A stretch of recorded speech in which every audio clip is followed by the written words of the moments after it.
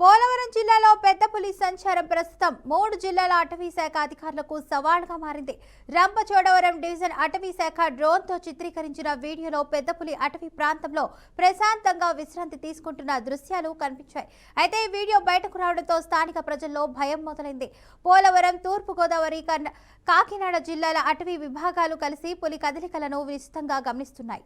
పులి జనావాసాల్లోకి ప్రవేశించినా లేదా పశువులపై దాడులు చేసినప్పుడు మాత్రమే దాన్ని బంధించే చర్యలు తీసుకోవడం సాధ్యమని అటవీ శాఖ వర్గాలు వివరిస్తున్నాయి.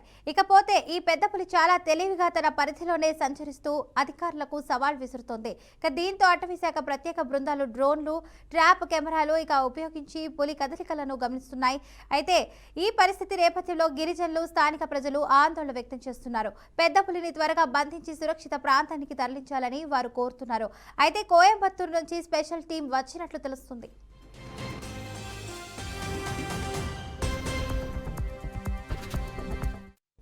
రైట్, ఇదే అంశానికి సంబంధించి పూర్తి సమాచారాన్ని మా బీఆర్కే ప్రతినిధి అశోక్ అందిస్తారు. అశోక్, చెప్పండి, దీనికి సంబంధించిన అప్డేట్స్ ఏంటి?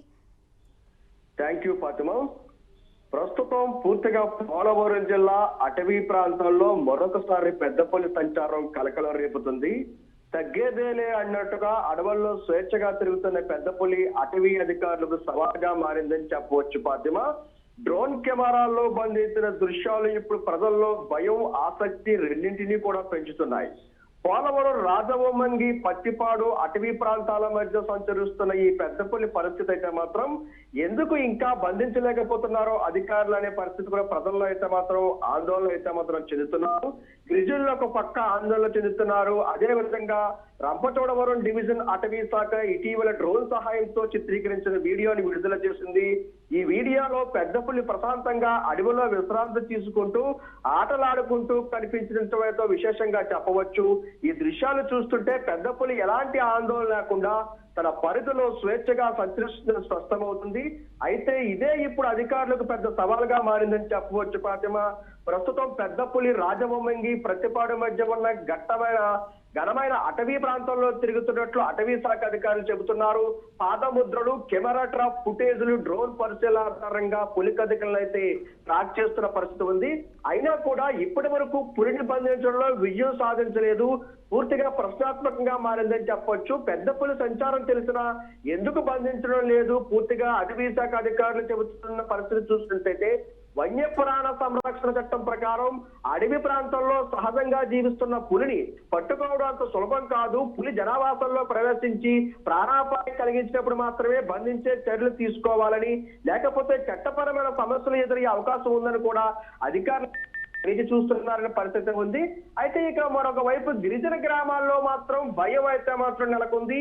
అడవికి వెళ్లేందుకు ప్రజలు వెనకాడుతున్నారు. మేతకు వెళ్లే పశువులు యజమానులు ఆందోళన అయితే మాత్రం చెందుతున్నారు.